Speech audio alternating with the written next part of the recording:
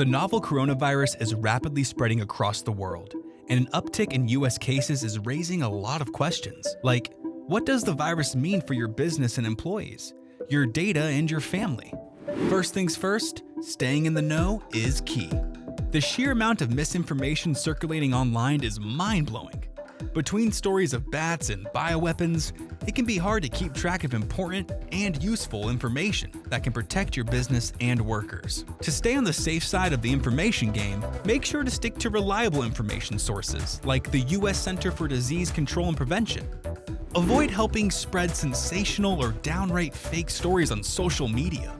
If you want a reliable way to keep track of ongoing cases and numbers surrounding the virus, visit Komando.com to find a detailed map of the epidemic from Johns Hopkins University.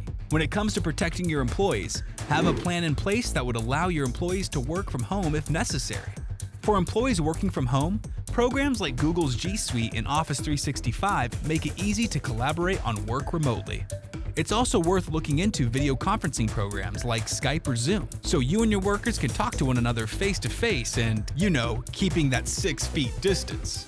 A strong password, like the kind generated by a password manager, is the best way to make sure these accounts are hacker-proof.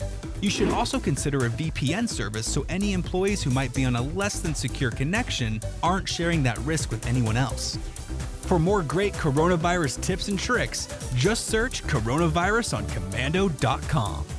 Do your part to slow the spread of the coronavirus. And remember, if we work together, we can flatten the curve.